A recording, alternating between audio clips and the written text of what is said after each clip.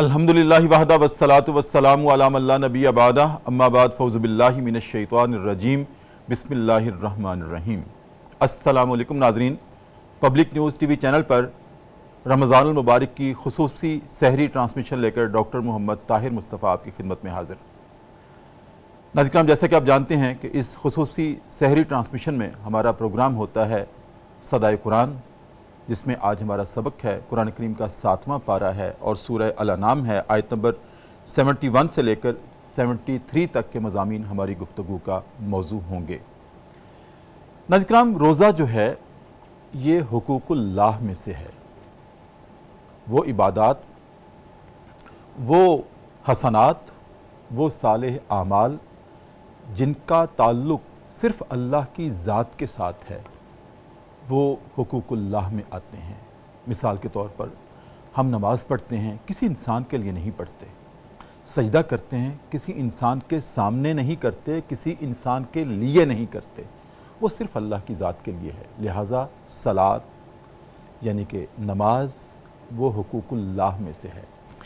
اسی طرح ناظرین کرام، روزہ بھی حقوق اللہ میں سے ہے، اور اسی لیے تو اللہ رب العزت نے ارشاد فرمایا ہے کہ الصوم لی وَأَنَا أَجْزِي بِهِ، کہ روزہ صرف میرے لیے ہے اور میں ہی اس کی جزا دوں گا۔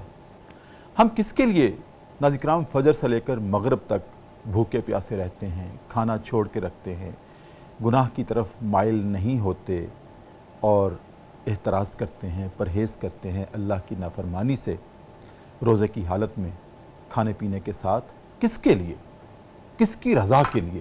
صرف اللہ کی رضا کے لیے۔ کسی انسان کی رضا مطلوب نہیں ہوتی، بلکہ میں نے ایک دن عرض کیا تھا کہ رمضان المبارک کے روزے میں تو ہم ایک دوسرے سے توقع رکھتے ہیں کہ آپ بھی روزے سے ہیں، میں بھی روزے سے ہوں گا، لیکن غیر رمضان میں جب ہم روزہ رکھتے ہیں تو کسی کو تو معلوم ہو ہی نہیں سکتا کہ ہم اس عبادت سے ہیں، اور جس کے لیے ہم یہ عبادت اختیار کرتے ہیں یا تو اس کو معلوم ہوتا ہے یا جو عبادت میں ہوتا ہے اس کو معلوم ہوتا ہے۔ تو لہٰذا ناظرین کرام، روزہ بھی حقوق اللہ میں سے ہے، نماز بھی حقوق اللہ میں سے ہے، حج بھی حقوق اللہ میں سے ہے۔ کس کے لیے ہم بیت اللہ جاتے ہیں؟ کس کے گھر کا طواف کرتے ہیں؟ کسی انسان کا گھر نہیں ہے، وہ اللہ کا گھر ہے، جسے اللہ رب العزت نے علامتی طور پر اس کعبہ کو، ان 4 دیواروں کو اپنا گھر قرار دیا ہے، اور اسی کے سامنے ہم سجدہ ریز ہوتے ہیں، اسی کو اپنا قبلہ بناتے ہیں اور اسی کو اپنا کعبہ بناتے ہیں۔ وہی ہمارے لیے بیت الحرام ہے، یعنی کہ عزت والا گھر ہے۔ کس کے لیے سعی کس کے لیے کرتے ہیں؟ عرفات میں ہم کس کی رضا کے لیے بیٹھتے ہیں کہ ہمارا حج قبول ہوتا ہے؟ صرف اللہ کی رضا کے لیے۔ لیکن ناظرین کرام، ہماری زندگی میں صرف حقوق اللہ نہیں ہیں، حقوق العباد بھی ہیں، جہاں اللہ کے حقوق، ان کی ادائیگی، ان کی بجا آوری ہمارے لیے لازمی ہے، جو بنیاد ہے ہماری سیرت و کردار کی، اور اس سیرت و کردار کی پھر جو تزئین و آرائش ہوتی ہے وہ کب ہوتی ہے؟ جب ہم حقوق العباد پورے کرتے ہیں۔ اللہ کے بندوں کے حقوق بھی ہمارے اوپر عائد ہیں، ان کی بجا آوری بھی اتنی ہی ضروری ہے۔ ناظرین کرام، میں عرض کروں گا کہ دیکھیں، اللہ ہمارا مالک ہے، اس کے حقوق اس کے سامنے دن میں 5 مرتبہ، جیسے میں نے عرض کیا، ہم قیام کرتے ہیں، ہم رکوع کرتے ہیں، ہم سجود کرتے ہیں، ہم تشہد میں بیٹھتے ہیں، پھر سلام پھیر کے ہم اسی کے حضور دعا کرتے ہیں، الہ العالمین، یہ میری نماز، یہ میرا روزہ، میرا اٹھنا، میرا بیٹھنا، میرا جینا، میرا مرنا، الہ العالمین آپ کے لیے ہے۔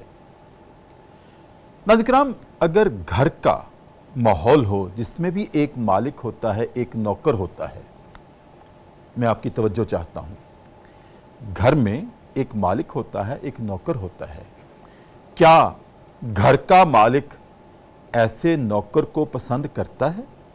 اپنے ایسے غلام کو پسند کرتا ہے جو اس مالک کی تو بڑی تعریفیں کرے لیکن اس کی اولاد سے ترش روی کے ساتھ پیش آئے، اولاد سے اچھا پیش نہ آئے؟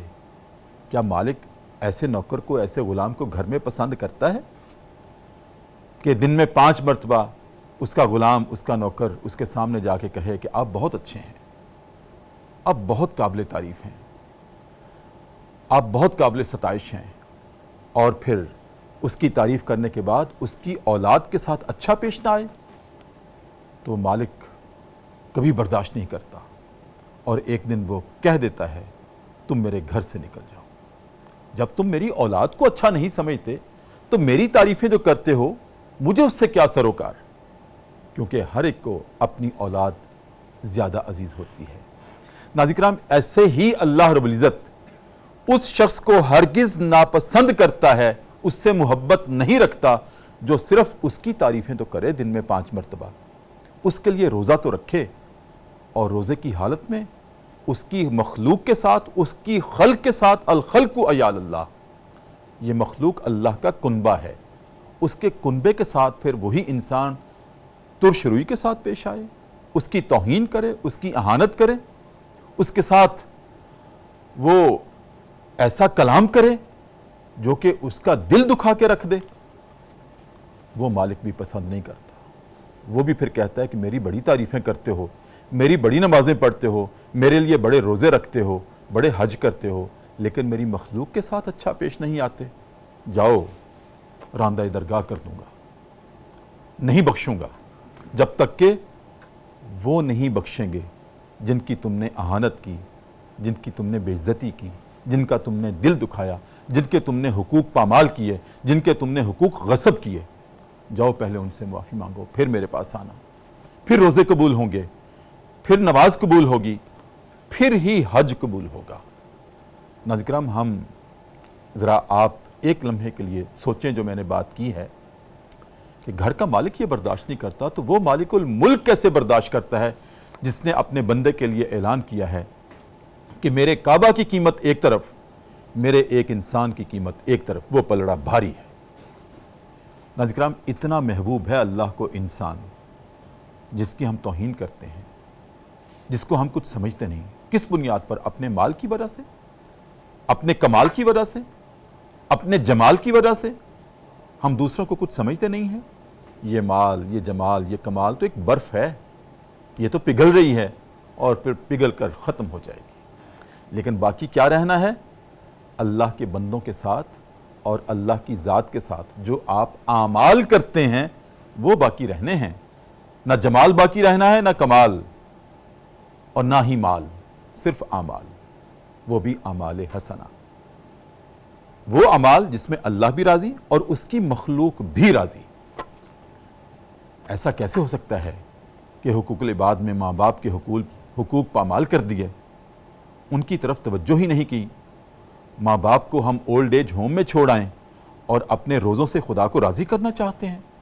ہرگز اللہ راضی نہیں ہوگا کہ تم نے بڑھاپے میں، جب ہم نے تمہیں کہا تھا کہ وَلَا تَقُلْ لَهُمَا اُفٍّ، تم نے بڑھاپے کی حالت میں ان کو اف تک نہیں کہنا، ہوں بھی نہیں کہنا، تو تم ان کو اولڈ ایج ہوم میں چھوڑ آئے ہو اور آ کے نمازیں پڑھتے ہو، روزے رکھتے ہو۔ جاؤ اپنی نمازیں، اپنے روزے اپنے پاس رکھو۔ ناظرین کرام، بڑھتے ہیں اپنے پروگرام صدائے قرآن کی طرف۔ جیسے میں نے عرض کیا، یہ صدا ہم نے الحمد سے شروع کی تھی اور آج پہنچی ہے، قرآن کریم کا 7واں پارہ ہے اور سورہ الانعام ہے، آیت نمبر 71 سے لے کر 73 تک کے مضامین ہیں۔ آئیے ناظرین کرام، سب سے پہلے آج کے سبق کی ہم تلاوت سماعت کرتے ہیں امام حرمین شریفین قاری عبدالرحمن السدیس کی آواز میں۔ بسم اللہ الرحمن الرحیم۔ اے ہمارے حبیب، ان سے پوچھیں کیا ہم اللہ کو چھوڑ کر ان کو پکاریں جو ہمیں نہ تو نفع دے سکتے ہیں نہ نقصان، جبکہ اللہ ہمیں سیدھا راستہ دکھا چکا ہے؟ تو کیا اب ہم الٹے پاؤں پھر جائیں؟ کیا ہم اپنا حال اس شخص جیسا کر لیں جسے شیطانوں نے بھٹکا کر زمین پر بے سہارا کر دیا ہو اور وہ حیران و پریشان سرگرداں پھر رہا ہو اور اس کے ساتھی اسے پکار رہے ہوں کہ ادھر آؤ، یہ سیدھی راہ ہے؟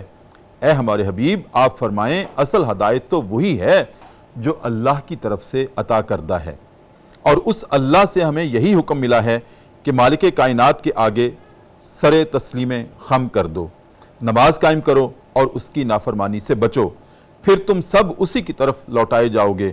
اللہ وہی ہے جس نے آسمانوں اور زمین کو برحق پیدا کیا ہے، اور جس دن وہ کہے گا اس لمحے سب کچھ واقعہ ہو جائے گا، اس کا ارشاد عین حق ہے، اور جس روز سور پھونکا جائے گا اس دن بادشاہی اسی کی ہوگی، وہ موجود اور غائب سب کا علم رکھنے والا ہے، وہ حکیم بھی ہے اور خبیر بھی۔ ناظرین کرام، یہ ہمارا آج کا سبق ہے پروگرام صدائے قرآن میں، جس میں اللہ رب العزت نے ناظرین کرام سب سے پہلے خاص طور پر جو فوکس کیا ہے آج کے سبق میں وہ یہ ہے کہ لوگوں سن لو، تم ہمیں اس طرف لے جانا چاہتے ہو اللہ کے علاوہ ان معبودوں کی طرف جو نہ نفع دے سکتے ہیں نہ نقصان دے سکتے ہیں، وہ تو سنتے ہی نہیں ہیں۔ ناظرین کرام، میں نے ایک دن عرض کیا تھا تکرار کے طور پر، کیونکہ کلام اللہ کا بھی ایک پہلو ہے، خوبصورت ترین پہلو ہے کہ اس میں بھی تکرار ہے۔ کیوں؟ کہ بعض اوقات انسان کا مادہ چونکہ نسیان سے ہے، یہ بھول جاتا ہے، تو دوبارہ بات یاد کرائی جاتی ہے۔ تو میں بھی قرآن کریم کے اسی پہلو کا، اسی امتیاز کا سہارا لے کر عرض کرتا ہوں کہ ایک شخص جو غیر اللہ کو اپنے ہاتھوں سے تراشے ہوئے بت کو سامنے بٹھا کر 40 برس یا سنم پکارتا رہا، ایک دن زبان لڑک گئی تھی اور یا سنم کی بجائے یا سمد منہ سے نکل گیا، تو فوراً کانوں کی سماعتوں سے آواز ٹکرائی، بتا میرے بندے کیا چاہتا ہے۔ وہ حیران ہو گیا کہ میں 40 برس سے اس کو پکار رہا ہوں، اس سے نفع نقصان کی امیدیں لگائے بیٹھا ہوں، اس نے آج تک مجھے جواب نہیں دیا، آج بھول کر میری زبان سے سنم نہیں سمد نکل آیا، تو اللہ نے جواب دیا، بتا میرے بندے کیا چاہتا ہے۔ تو اللہ نے جب انسان کے اس مشرک کے دل میں یہ بات آئی کہ اس نے تو کبھی جواب نہیں دیا، اللہ نے دوبارہ اس کی سماعتوں سے آواز ٹکرائی، اے میرے بندے اگر میں تجھے آج جواب نہ دیتا تو سنم اور سمد میں فرق کیا رہتا؟ فرق یہی ہے کہ سنم سنتا نہیں ہے، سمد سنتا ہے۔ سنم نقصان یا نفع نہیں دے سکتا، سمد نقصان بھی دے سکتا ہے، نفع بھی دے سکتا ہے۔ ناظرین کرام، یہ اللہ کے توحید کے امتیازات ہیں۔ تو سب سے پہلے تو ہمیں توحید کا درس دیا گیا ہے اور شرک کی مذمت کی گئی ہے۔ اور دوسرا ناظرین کرام، آج کے سبق میں یہ ارشاد ہے کہ لوگوں سن لو، یہ زمین و آسمان تم کیا سمجھتے ہو ہم نے ایسے ہی پیدا کر دیے؟ نہیں، بڑی حکمت کے ساتھ پیدا کیے ہیں، سوچ سمجھ کے پیدا کیے ہیں، یہ اتفاق سے نہیں بن گئے۔ ہماری سائنس کا ایک نظریہ جو ہے نا کہ یہ کائنات اتفاق سے بن گئی۔ ناظرین کرام، میں عرض کیا کرتا ہوں، دیکھیں یہ میرے ہاتھ میں پین ہے، یہ میں گفتگو کر رہا ہوں، اتفاق سے گر گیا ہے۔ کیا یہ اتفاق بار بار ہوں گے؟ ایسے اتفاق ایک دفعہ ہوتا ہے، بار بار تو اتفاق نہیں ہوتے۔ یہاں تو بار بار انسان ماں کے پیٹ میں کتنے حسین انداز میں تخلیق پا رہا ہے، اور پھر اس کے بعد رات دن اس کائنات میں ایک حکمت کے ساتھ بدل رہے ہیں۔ کیا اتفاق سے بدل رہے ہیں؟ اتفاق سے کبھی سورج مشرق کی بجائے مغرب سے کیوں نہیں طلوع ہوتا؟ اگر اتفاق سے ہی سارا کچھ ہے تو اتفاق سے ناظرین کرام جو ہم گندم کا دانہ بوتے ہیں اس سے چاول کی فصل کیوں نہیں نکلتی؟ جو دانہ بوئیں گے وہی فصل نکلے گی۔ تو ہم نے حکمت سے اس زمین و آسمان کو پیدا کیا ہے۔ یاد رکھنا، افحسبتم انما خلقناکم عبثا وانکم الینا لا ترجعون، اے انسان کیا تو نے گمان کر لیا ہے کہ ہم نے تجھے بیکار پیدا کیا ہے؟ نہ، بیکار تو پیدا نہیں کیا، ہم تجھے واچ کر رہے ہیں، ہم نے تجھے اپنی اطاعت کا درس دیا ہے، اور ہم لمحہ بلمحہ تمہیں دیکھ رہے ہیں کہ اس اطاعت پر پورے اترتے ہو کہ نہیں اترتے۔ ہم نے تمہارے لیے جنتیں سجائی ہوئی ہیں، کس لیے؟ تمہیں انعام دینے کے لیے، تمہیں اجر دینے کے لیے۔ اور جو دنیا دارالعمل تھی اس میں تمہارے اعمال کا حساب لینے کے لیے ہم نے یوم الحشر بھی قائم کرنا ہے۔ کیا وہ اتفاق سے قائم ہوگا؟ نہیں، تمہاری مرضی سے نہیں ہوگا، ہماری مرضی سے ہوگا۔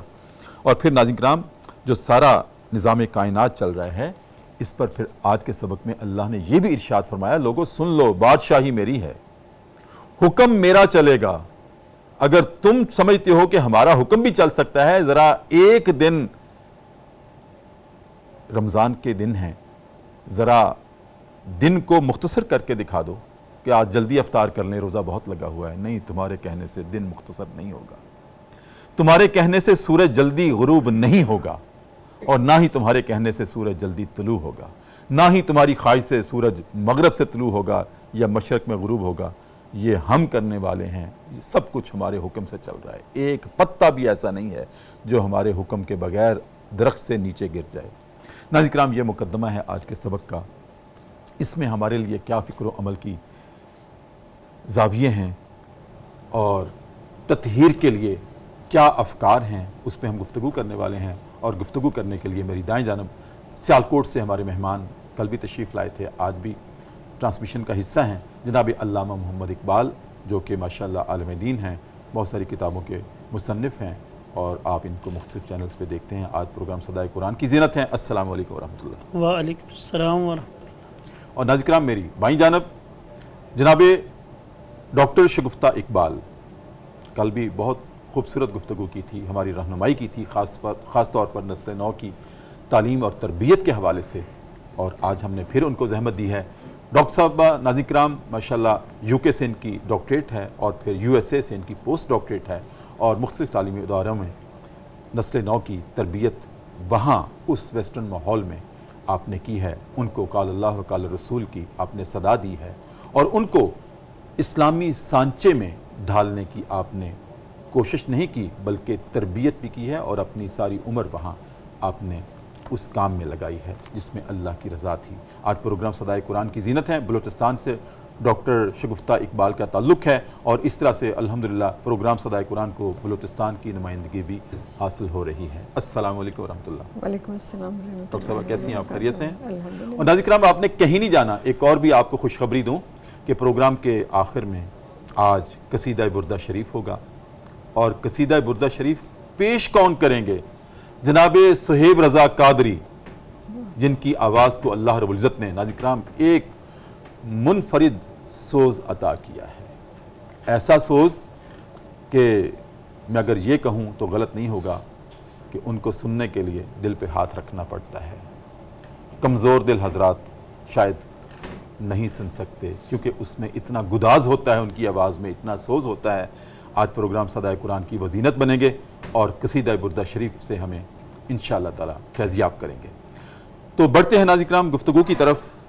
جناب علامہ صاحب، میں نے پروگرام کا مقدمہ آپ کے سامنے رکھا، ابتدا جو کی ہے اللہ رب العزت نے آج کے سبق کی وہ یہ کی ہے کہ اے ہمارے حبیب کریم، ان سے پوچھیں مشرکین سے، کیا تم ان کو اپنے سجدوں کا مرکز بناتے ہو جو تمہیں نہ نفع دے سکتے ہیں نہ نقصان دے سکتے ہیں؟ دوسرے لفظوں میں شرک کی مذمت کی ہے، اور جن کو ہم اللہ کے علاوہ مشرکین معبود بناتے ہیں ان کو کنڈیم کیا ہے۔ یہ تو تمہاری بات ہی نہیں سنتے، کس کے سامنے سجدے کرتے ہو، کس کو سناتے ہو؟ کبھی ہمیں پکارو تو صحیح، جیسے میں نے مثال دی ہے کہ بھول کے زبان لڑک گئی، صنم کی بجائے سمن نکل گیا تو آواز آ گئی، بتا میرے بندے کیا چاہتا ہے۔ شرک کی مذمت میں کلام اللہ میں جو ارشاد ہے، اس کی شرح میں آپ کیا فرمائیں گے؟ اللہ تعالیٰ نے اپنی توحید کا بیان جو ہے وہ بار بار قرآن کریم میں فرمایا ہے، اور یہ جو مذکورہ آیا ہے سورۃ الانعام کی، ان میں بھی اسی طرف اشارہ ہے، اور ان کو یہ توجہ دلائی ہے کہ تم جن کے سامنے جبین نیاز جھکاتے ہو یہ تمہیں کچھ بھی نہیں دے سکتے، اور تم حال کے حقیقی کی دانی پلٹو۔ تو جب اللہ تعالیٰ نے انسان کو اتنا حسین رب ہے، چاہیے تو یہ تھا کہ وہ اللہ تعالیٰ کی نعمتوں کو دیکھتے، اللہ تعالیٰ کی توحید پر ایمان رکھتے، فرشتوں پر ایمان، رسالت پر ایمان لاتے، لیکن انہوں نے بے رہ روی کو اختیار کر لیا اور بتوں کے سامنے اپنی جبین نیاز کو جھکایا۔ لیکن اللہ تعالیٰ پھر بھی اتنا رحیم ہے، کریم ہے کہ اللہ تعالیٰ کی ذات ان کا رزق بند نہیں کرتی۔ دیکھیں کہ اگر غور کیا جائے تو ذات باری تعالیٰ جو ہے، جو نہ ماننے والے ہیں ان کو ماننے والوں سے بھی زیادہ دے رہا ہے۔ کیوں؟ کہ اللہ تعالیٰ نے ان کی رسی کو کھلا چھوڑ دیا ہے کہ اے انسان بھاگ لو، جا لو، نکل لو، کہاں تک جا سکتے ہو، کہ وَيَمُدُّهُمْ فِي طُغْيَانِهِمْ يَعْمَهُونَ، کہ اللہ تعالیٰ نے ان کو ڈیل دے دی ہے، ان کی رسی کو لمبا چھوڑ دیا ہے کہ وہ اپنی سرکشی میں بھٹکتے رہیں۔ تو اگر وہ ہدایت کو قبول نہیں کرتے تو دنیا میں بھی ان کے لیے جو ہے وبال ہے، اور آخرت میں بھی ان کے لیے وبال ہے۔ آپ کی اجازت سے ڈاکٹر صاحبہ کی طرف ڈاکٹر صاحب کیسے مزاج ہیں؟ خیریت سے ہیں؟ الحمدللہ، آپ کا بہت کل آپ نے شکریہ۔ بڑی خوبصورت گفتگو فرمائی، ہم نے آج بھی آپ کو زحمت دی۔ ڈاکٹر صاحب جو میں نے مقدمہ پروگرام کا سامنے رکھا ترتیب کے ساتھ، جو آج کی آیات ہیں، اس میں اللہ رب العزت نے جھنجھوڑا ہے ایسے مشرکین کو کہ کن سے مانگتے ہو، کن سے اولادیں مانگتے ہو، کن کے سامنے سجدے کرتے ہو، کن سے مرادیں مانگتے ہو، وہ تو نہ بول سکتے ہیں نہ جواب دے سکتے ہیں۔ یہاں ڈاکٹر صاحب میرا خاص طور پر آپ سے رہنمائی لینے کا مقصد یہ ہے کہ آپ ویسٹرن اداروں میں آپ نے پڑھایا، نسل نو کو پڑھایا اور ان کو یہی آپ نے سبق دیا۔ دیکھیں کتنی بے عقلی ہے، کم فہمی ہے، کتنی نادانی ہے، بڑے نرم الفاظ استعمال کر رہا ہوں کیونکہ میرا پروگرام بڑا احترام والا ہے، حرمت والا ہے، کہ وہ شخص جس کو اللہ نے عقل دی، فہم دی، بصیرت دیا، ادراک دیا، وہ پھر بتوں کے سامنے سجدہ کر رہا ہے، وہ پھر سورج چاند ستاروں کے سامنے سجدہ کر رہا ہے۔ عقل کہاں گئی انسان کی ڈاکٹر صاحب؟ آپ نے بہت بہت شکریہ، آپ نے مجھے موقع دیا بات کرنے کا اور بلایا اس پروگرام میں۔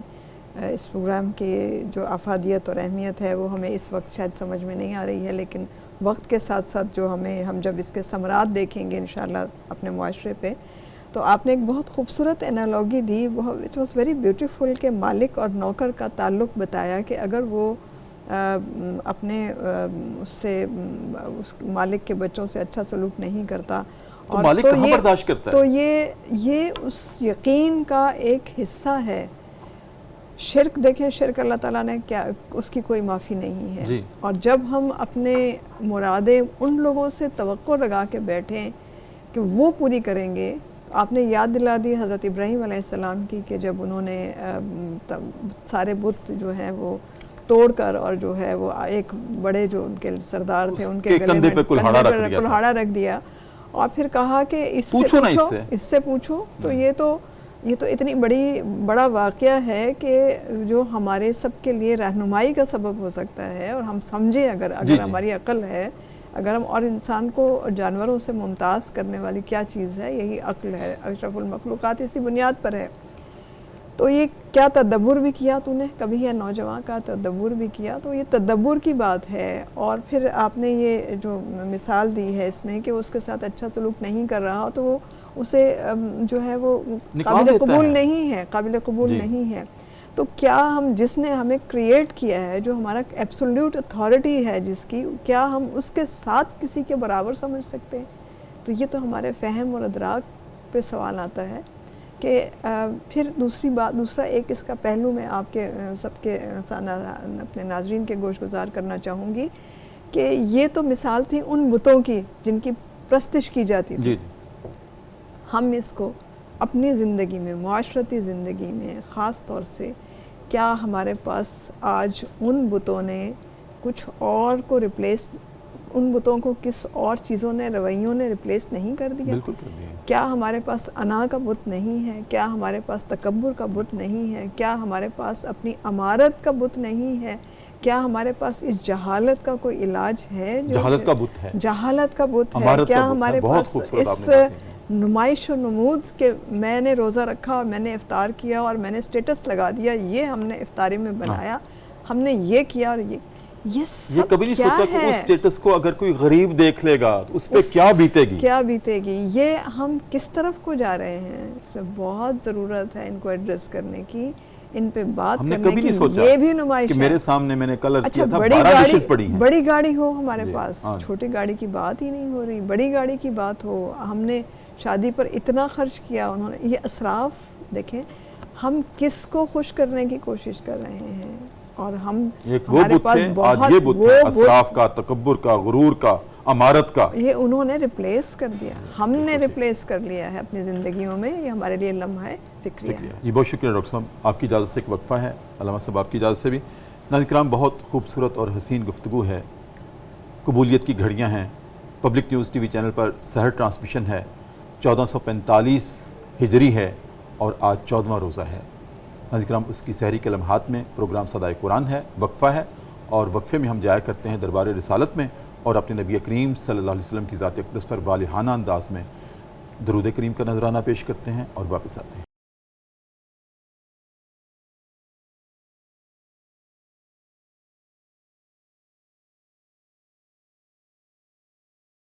وقفے کے بعد ناظرین کرام دوبارہ آپ کی خدمت میں حاضر ہیں۔ پبلک نیوز ٹی وی چینل ہے، 14واں روزہ ہے، 1445 ہجری ہے اور سحری کی خصوصی ٹرانسمیشن ہے، اور اس ٹرانسمیشن میں ناظرین کرام ہمارا پروگرام ہے صدائے قرآن۔ یہ وہ پروگرام، وہ صدا جس کی ابتدا الحمد سے ہوئی تھی، اور آج ہم پہنچے ہیں ناظرین کرام قرآن کریم کا 7واں پارہ ہے، سورہ الانعام ہے، اور آیت نمبر 71 سے لے کر 73 تک کے مضامین ہماری گفتگو کا موضوع ہیں۔ جناب علامہ اقبال،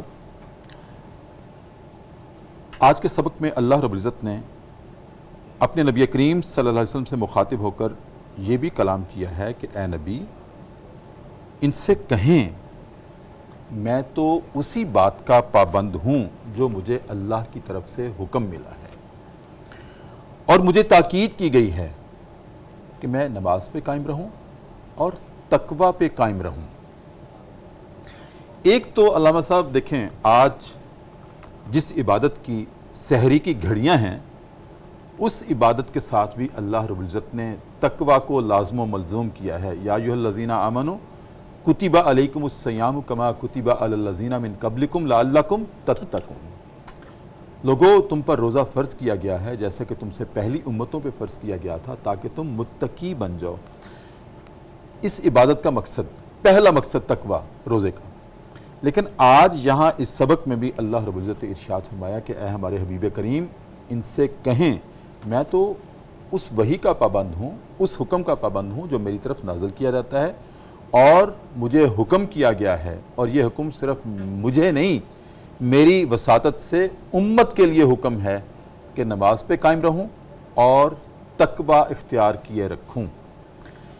نماز کے ذریعے سے علامہ صاحب تقوی کیسے حاصل ہم کر سکتے ہیں؟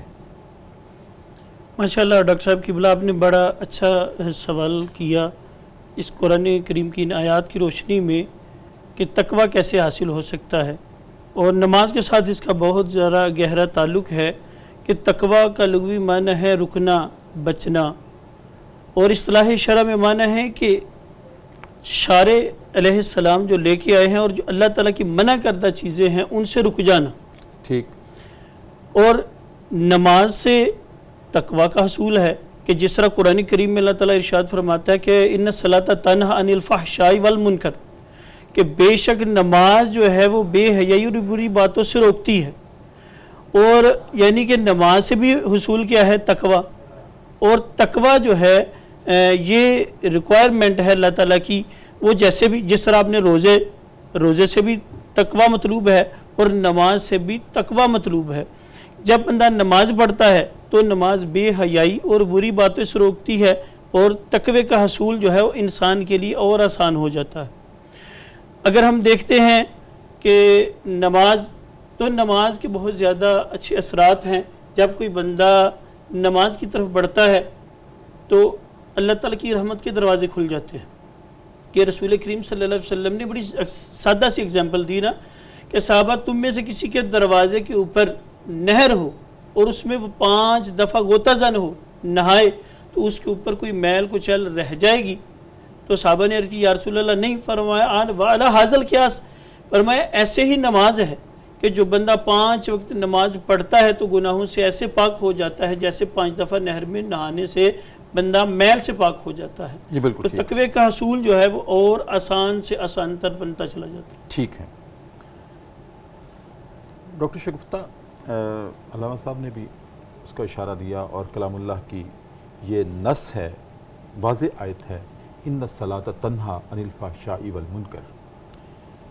بڑی ریلیونسی ہے ہمارے سبق کے ساتھ کہ نماز فواحش سے روکتی ہے اور برے کاموں سے روکتی ہے، اللہ کی نافرمانی سے روکتی ہے۔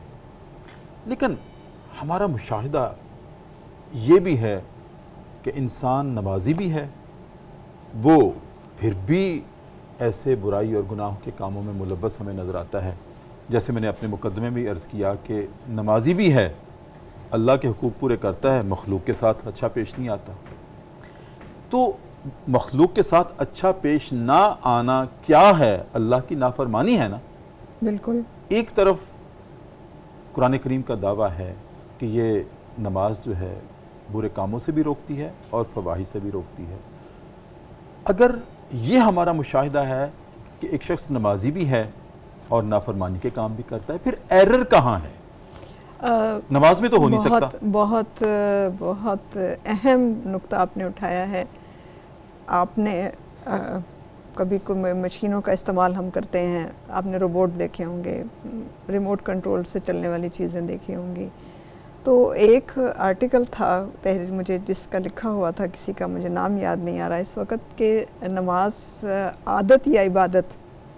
تو جب کوئی چیز روبوٹک ہو جاتی ہے تو وہ عادت ہو جاتی ہے۔ اگر عبادت سمجھ کے ہوگی، واہ واہ واہ واہ، اس کا مفہوم کیا ہے؟ پھر وہ روکے گی۔ اگر عادت کال فار پریئر ہے نا، نماز کیا ہے؟ اس سے پہلے کیا ہوتا ہے؟ ہم ٹائم دیکھتے ہیں، نماز کیا ہے؟ کال فار پریئر ہے، اذان ہو گئی، ٹھیک ہے، اذان سے شروع کر لیں۔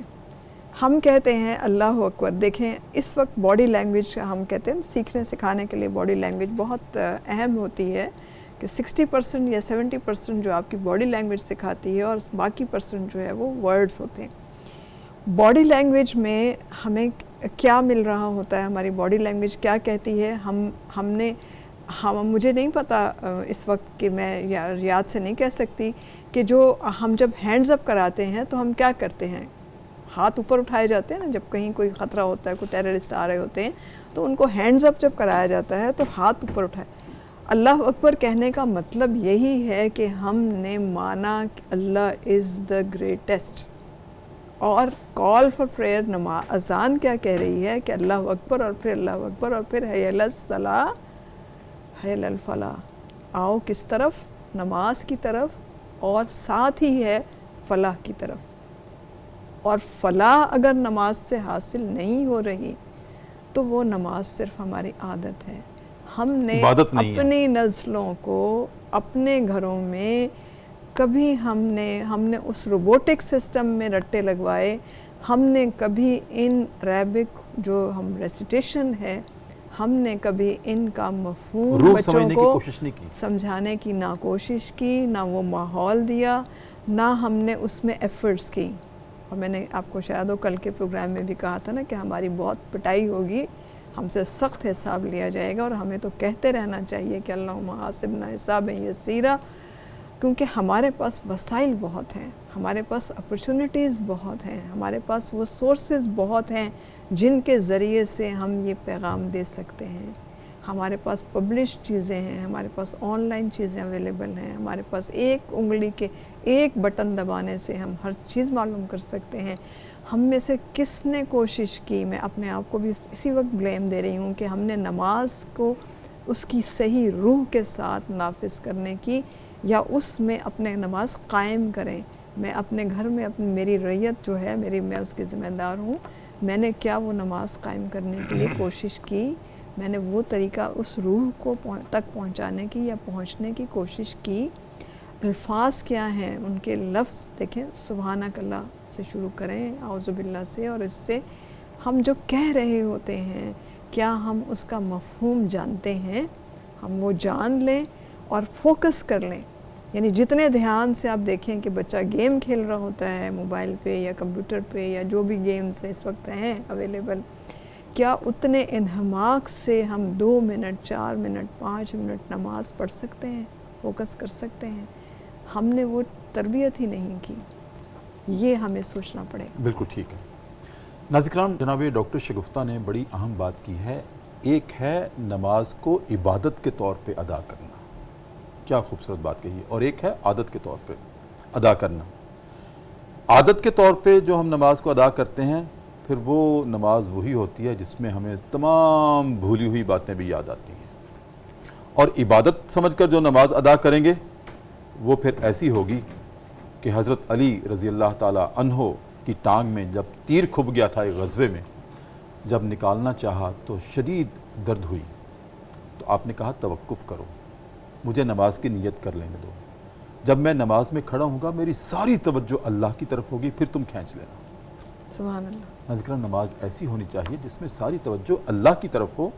اگر عادت کے طور پر نماز پڑھتے ہیں تو پھر ہم کیلکولیشن اسی نماز میں کرتے ہیں، تمام بھولی ہوئی باتیں بھی اسی میں یاد کرتے ہیں، کتنے پیسے پاکٹ میں ہیں، کتنے رہ گئے، کتنے خرچ کرنے ہیں، کتنے کل آنے ہیں، کہاں سے آنے ہیں، وہ ساری باتیں ہم نماز میں یاد کرتے ہیں، کیونکہ نماز کو ہم صرف عادت کے طور پر اپنایا۔ عبادت کے طور پر۔ ناظرین کرام، وقفہ ہے، ایک مرتبہ پھر سحر کی ان خوبصورت حسین گھڑیوں میں، قبولیت کے لمحات میں پبلک نیوز ٹی وی چینل ہے اور سحر ٹرانسمیشن ہے اور وقفہ ہے۔ وقفے میں جائیں گے اپنے نبی کریم صلی اللہ علیہ وسلم کی ذات اقدس پر درود کریم بھیجنے کے لیے، اور واپس آتے ہیں اسی والہانہ انداز میں سیکھنے کے لیے، صدائے قرآن پر لبیک کہنے کے۔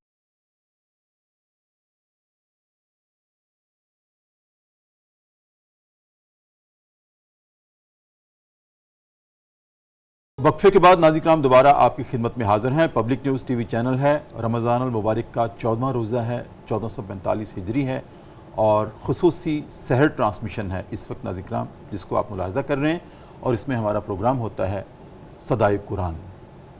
اور آج اس سبق میں ناظرین کرام ہمارا قرآن کریم کا 7واں پارہ ہے اور سورہ الانعام ہے، اور آیت نمبر 71 سے لے کر 73 تک کے مضامین ہماری گفتگو کا موضوع ہیں۔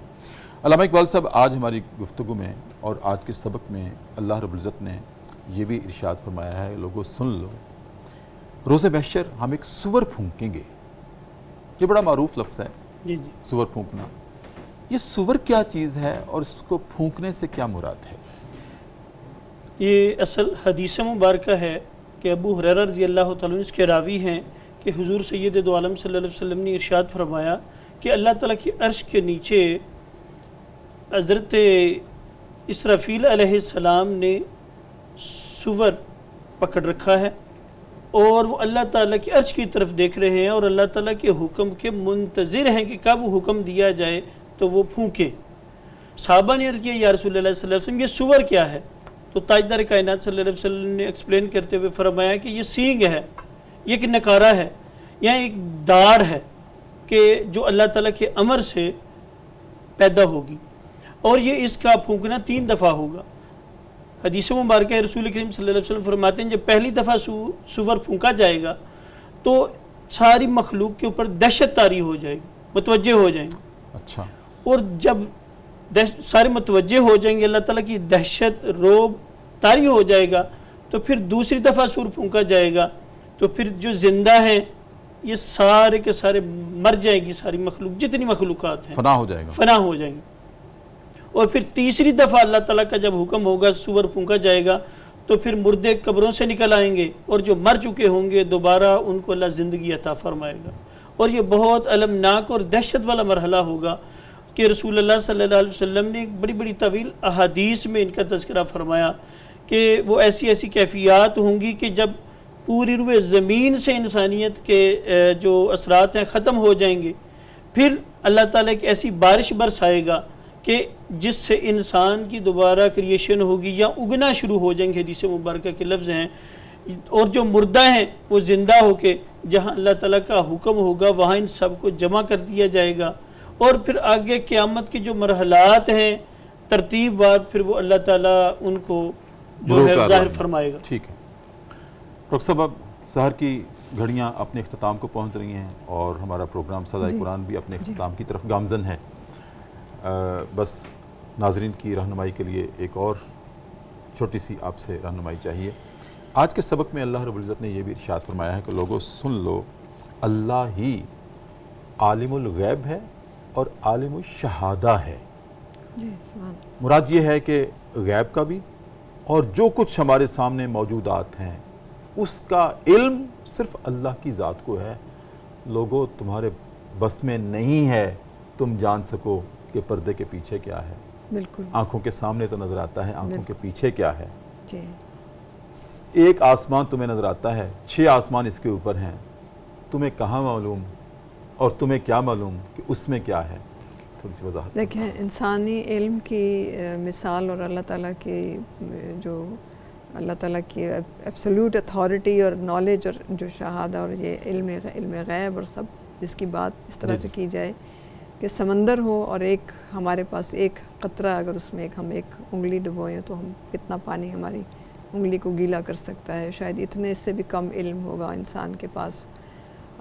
جتنی بھی میں پی ایچ ڈی کی جو بھی ڈگریز آپ حوالہ دے رہے ہیں انتہائی محدود علم ہے، اور اس کا کوئی کمپیریزن ہو ہی نہیں سکتا۔ میں جتنی بھی اسکالر ہو جاؤں میں اس میز کے نیچے کیا ہے، وہ ایسے ہی ہے جیسے سمندر میں انگلی ڈبوئی اور ایک خطرہ لگا، اور وہ بھی جتنے بھی انسان کے پاس اس کی بصیرت بصارت اور جتنے بھی حواس خمسہ ہیں سب کو حساب میں رکھ لیں، سب کو لے آئیں میدان میں، سارے ہتھیار لے آئیں. تو آپ نے آیت الکرسی کی یاد دلا دی کہ جو ہے اس میں ہی اللہ تعالیٰ کی جو بیان کی گئی ہیں صفات، جو اس کی کمالات ہیں، تو انسان تو اس کی ایک چھوٹی سی تخلیق بالکل کہیں وہ اپنے عقائد بالکل. اور آپ نے رمضان روزے کی مثال دی کہ حقوق العباد حقوق اللہ، تو روزہ جو ہے وہ ہمارے اس میں اضافہ کرتا ہے اس ایمان بالغیب میں. یعنی اللہ تعالیٰ جیسے غیب کا علم ہے تو اللہ کے سوا تو کسی کو نہیں علم ہوتا کہ میں روزے سے ہوں یا نہیں ہوں. افطار کے وقت یا سحر کے وقت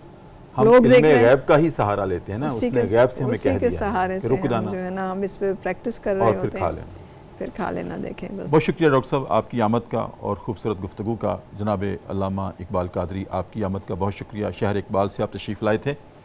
ناظرین کرام، جیسے کہ میں نے عرض کیا تھا کہ آج کے پروگرام میں بہت فکر انگیز گفتگو ہوئی. اللہ کی ذات کے پرتب ہمارے سامنے آئے، اس کی توحید کے، اس کے علم غیب کے اور علم موجودات کے پرتب ہمارے سامنے آئے کہ کتنا کچھ کائنات میں ہے ہماری دسترس سے باہر ہے. یہ دو آنکھیں، میں نے اس کو اتنا دیکھا جتنا دیکھا جا سکتا تھا، لیکن پھر بھی دو آنکھوں سے کتنا دیکھا جا سکتا تھا. تو ناظرین کرام، ان دو آنکھوں سے میں اپنے سامنے تو دیکھ سکتا ہوں، پیچھے نہیں دیکھ سکتا. اللہ کی ذات تو ہر طرف ہے. کیا کچھ ہے اس کائنات میں، کیا کچھ ہے اس زمین کے اوپر جس میں ہم رہتے بستے چلتے پھرتے ہیں، اور کیا کچھ ہے نظر آنے والے آسمان میں، پھر اس کے اوپر 6 آسمان ہیں، ان میں کیا کچھ ہے ہمیں کچھ اندازہ نہیں ہے. ہمارا علم اتنا ہی ہے جیسے میں نے عرض کیا تھا، جیسے سمندر میں انگلی ڈبوئی وہ گیلی ہو گئی، ابھی سارا بے کنار پانی باقی ہے. وہ کس کس کو گیلا کرتا ہے؟ اللہ کا علم اس سے بھی کہیں زیادہ ہے. کلام اللہ میں ارشاد ہے کہ اگر دنیا کے کائنات کے تمام سمندر ان کا پانی سیاہی بن جائے تو اللہ کی باتیں، اس کی صفات ختم ہونے والی نہیں ہیں. یہ اللہ کا علم ہے. ناظرین کرام، تو اسی کے ساتھ آج پروگرام صدائے قرآن سحر کی ان قبولیت کی گھڑیوں میں 14واں روزہ ہے، 1445 ہجری ہے. پبلک نیوز ٹی وی چینل پر سحر ٹرانسمیشن ہے جو اپنے اختتام کو پہنچ رہی ہے. اور اختتام سے پہلے ناظرین کرام ہم کلام سنیں گے. جیسے میں نے عرض کیا تھا کہ آج ہم سنیں گے قصیدہ بردہ شریف، اور پیش کرنے کے لیے تشریف لا رہے ہیں پروگرام صدائے قرآن میں جناب صہیب رضا قادری، جن کو اللہ رب العزت نے، میں نے عرض کیا کہ بہت گداز عطا کیا ہے آواز میں. ان کی آواز میں قصیدہ بردہ شریف سنتے ہیں، اور اسی کے ساتھ اپنے میزبان ڈاکٹر محمد طاہر مصطفیٰ کو اجازت دیجیے. کل انشاءاللہ اگلے سبق کے ساتھ انہی گھڑیوں میں آپ کی خدمت میں دوبارہ حاضر ہوں گے. تب تک کے لیے اجازت. اپنا بہت خیال رکھیے. اللہ حافظ. مولایا صلی وسلم دائما ابدا علی حبیبک خیر الخلق کلہم. مولایا صلی وسلم دائما ابدا علی حبیبک خیر الخلق کلہم. محمد سید الکونین والثقلین. محمد سید الکونین والثقلین والفریقین من عرب ومن عجم. مولایا صلی وسلم دائما ابدا علی حبیبک خیر الخلق کلہم. هو الحبیب الذی ترجى شفاعته.